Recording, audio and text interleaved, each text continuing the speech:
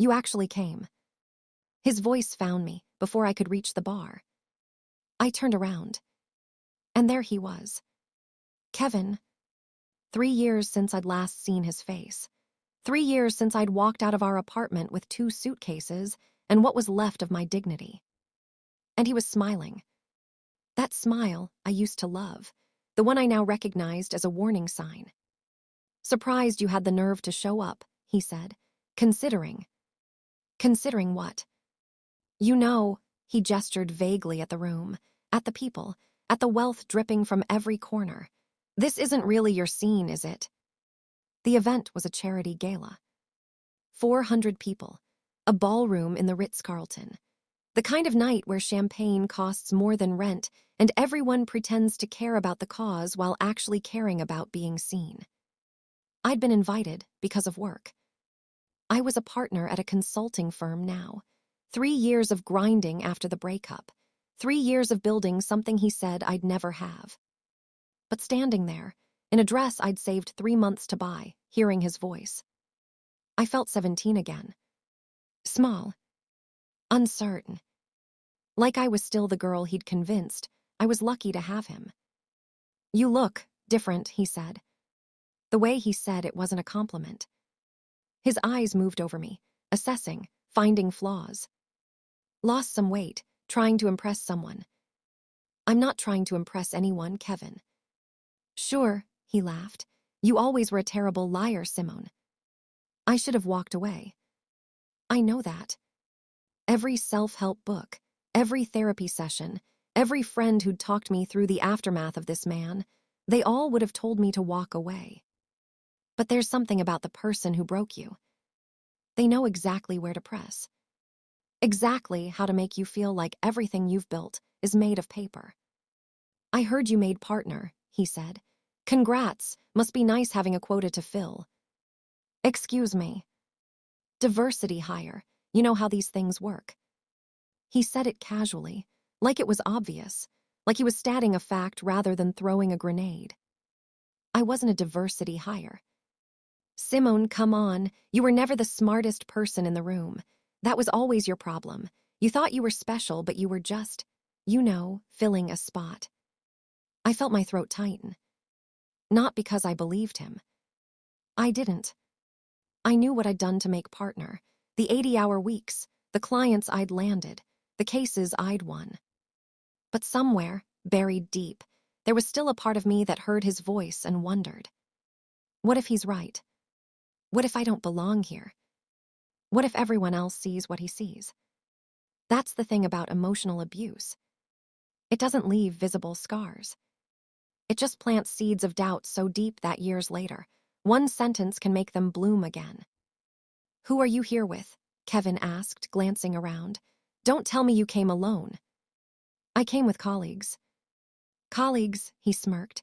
"So alone." "Kevin, it's just funny. You used to need me for everything. Remember? You couldn't even order food without asking my opinion. And now you're at a gala, pretending to be somebody, but still alone." He moved closer. Too close. And I froze. The same way I used to freeze when he'd corner me in arguments. When he'd stand over me and explain why I was wrong. When he'd use his size, his voice, his certainty to make me feel like nothing. "You know what I think," he said, his breath too close to my ear. "I think you peaked with me. I think every day since you left, you've been trying to prove something. But deep down, you know the truth. You're still that girl from Detroit who got lucky. And luck runs out, Simone." I wanted to speak. Wanted to tell him he was wrong. But the words wouldn't come. "Excuse me." A voice behind Kevin. Deep, calm, the kind of voice that doesn't need to be loud to command attention. Kevin turned around. I looked past him, and my breath stopped. I'd seen him before. Not in person, in magazines, on news sites, on the cover of Forbes twice in the last year. Julian Cross, founder of Crosstech Industries. Net worth, $4.2 billion last I'd read. And he was standing 3 feet away, looking at Kevin like he was something unpleasant on the bottom of his shoe. "Can I help you?" Kevin asked. "You can step back." "I'm sorry." "From my date. You can step back from my date." Kevin laughed. "Your date? This is Simone, my ex-girlfriend. I don't know what she told you, but—" "I know exactly who she is," Julian said. "And I know exactly who you are. And if you don't remove yourself from this conversation in the next 5 seconds, I'm going to have security remove you from this building." Kevin's face changed. The confidence flickered. Because he recognized Julian now. Everyone in this room recognized Julian. And suddenly, Kevin wasn't the biggest man in the conversation anymore. "There must be some mistake," Kevin said, his voice smaller now. "We were just catching up." "That's not what catching up looks like." Julian stepped forward. "That's what harassment looks like, and I don't tolerate it, not here, not anywhere." Kevin looked at me, then back at Julian, then at me again, looking for something, an explanation, a crack in the story. But I was just as confused as he was. I'd never met Julian Cross in my life. "Simone," Kevin said, "what is this?" Before I could answer, Julian put his arm around my waist. Gently, naturally, like he'd done it 1,000 times. "Sweetheart," he said, looking at me with warm eyes. "Is this the ex you told me about? The one who said you'd never amount to anything?" I understood. In that moment, I understood exactly what he was doing. And I made a choice. "Yes," I said, "that's him." Julian nodded slowly, turned back to Kevin. "I want to thank you, actually." "Thank me. If you hadn't let her go, I never would have found her. So thank you, for being too small to see what you had." Kevin's face went red. Not from embarrassment. From rage. The kind of rage he used to direct at me behind closed doors. But here, in public, with Julian Cross standing beside me. He couldn't touch it. He couldn't touch me. "This is ridiculous," Kevin muttered. "You don't know her. This is some kind of act." "The only act," Julian said, "was her pretending she was okay while you made her feel worthless for 4 years. That's over now." He turned to me, and before I could speak, he kissed me. Not a quick peck. Not a show kiss for the audience. A real kiss. Soft, deliberate, the kind of kiss that makes the room disappear. And when he pulled back, he looked at me with something I hadn't expected. Kindness. Real, actual kindness. "You okay?" he whispered. I nodded. I couldn't speak. He turned back to Kevin. "We're done here. Security will show you out if you haven't found the exit in the next 60 seconds. Kevin opened his mouth, closed it, looked around, and realized every eye in the vicinity was on him. And without another word, he walked away. I watched him go, watched the back of his head disappear into the crowd. And something in me released. Something I'd been holding for 3 years. "Thank you," I said to Julian. "I don't know why you did that, but—" "I saw him corner you, saw the look on your face. I know that look." "You do." "My sister was married to a man like that for 7 years. I know exactly what that look means." We found a quiet corner, away from the noise, away from the stairs. And he told me his story. His sister Renee had married young. A charming man who slowly became a monster. 7 years of being told she was nothing, that she was lucky he stayed, that no one else would want her. Julian had watched from the outside, helpless, didn't understand what was happening until it was almost too late. Renee got out eventually, but it took years to undo the damage. "When I saw you with that man," Julian said, "I saw her, and I couldn't just walk past." So the billionaire rescue was. Instinct, probably inappropriate. I'm sorry if I overstepped. "You didn't. I kissed you without asking. You saved me from a conversation that was about to destroy my whole night, maybe my whole month." He laughed. It was a good laugh. Warm. Not the laugh of someone who thought he was better than everyone else.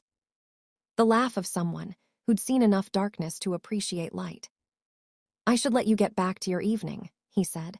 "I'm sure you have people to talk to, colleagues." "They can wait." He raised an eyebrow. "Can I buy you a drink? Since you just pretended to be my boyfriend, it seems like the least I can do."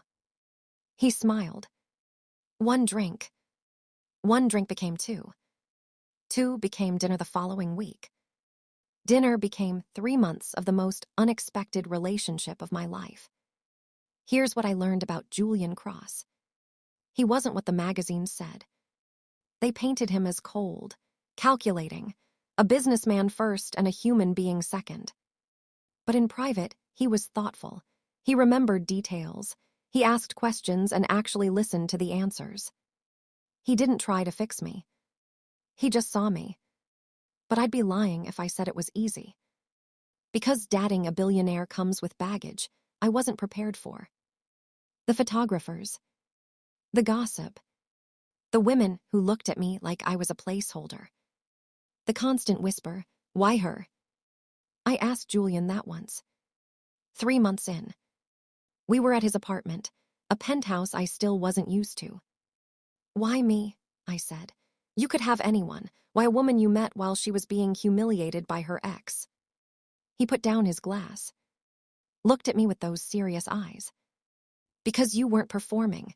Everyone at that gala was performing. But when he cornered you, when you were fighting not to crumble, that was real. And I haven't seen real in a very long time." That's not an answer. "Okay, here's a better one." He moved closer. "I've been surrounded by people who want my money my entire adult life. They smile when I walk in. They agree with everything I say. They laugh at jokes that aren't funny. And after a while, you start to forget what honesty looks like." He touched my face. "You don't want my money. You don't even want my connections. Half the time, I think my lifestyle makes you uncomfortable." "It does." "Exactly. And that's why because you see me as a person, not a portfolio." I wanted to believe him. I did believe him. But there was still a voice in my head. Kevin's voice. Telling me I wasn't enough. Telling me this would end the same way everything ended. Telling me I was fooling myself. The breaking point came 6 months in. A profile in a major magazine. They wanted to interview me, the woman who captured Julian Cross. I said no. But someone talked anyway. And the article painted me as a gold digger, a social climber, a woman who'd strategically positioned herself to land a billionaire. They even found Kevin. Quoted him extensively. Simone was always ambitious. She knew how to play the victim. I'm not surprised she found someone rich to believe her act. I read the article 3 times. Each time I felt smaller.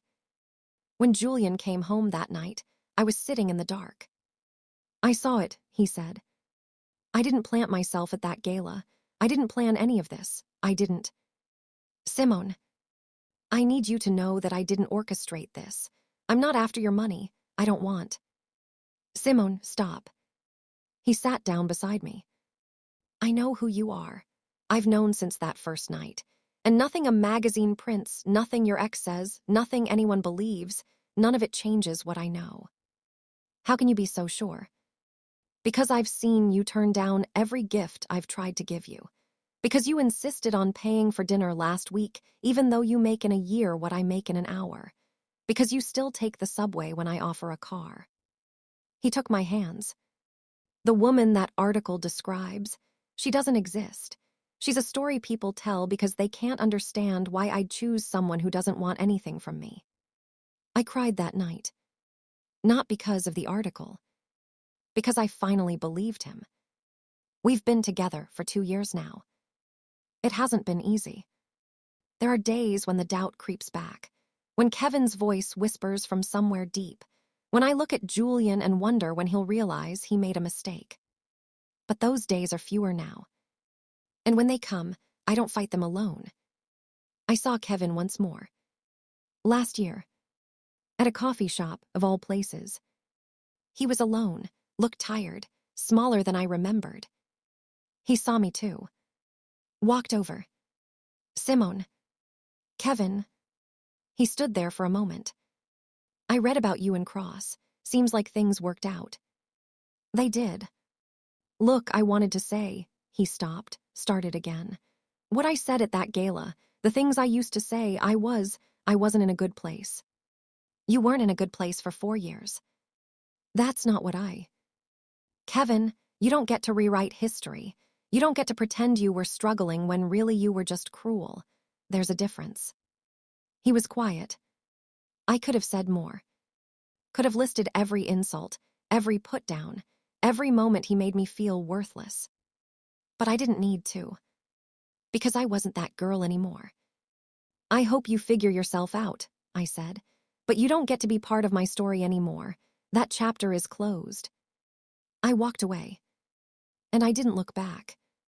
Here's what I want you to understand. This isn't a fairy tale.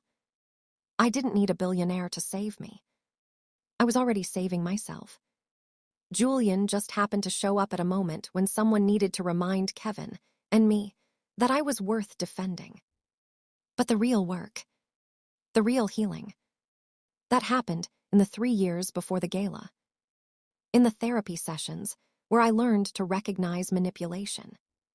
In the friendships I rebuilt after Kevin had isolated me. In the career I constructed from the rubble of his doubt. Julian didn't rescue me.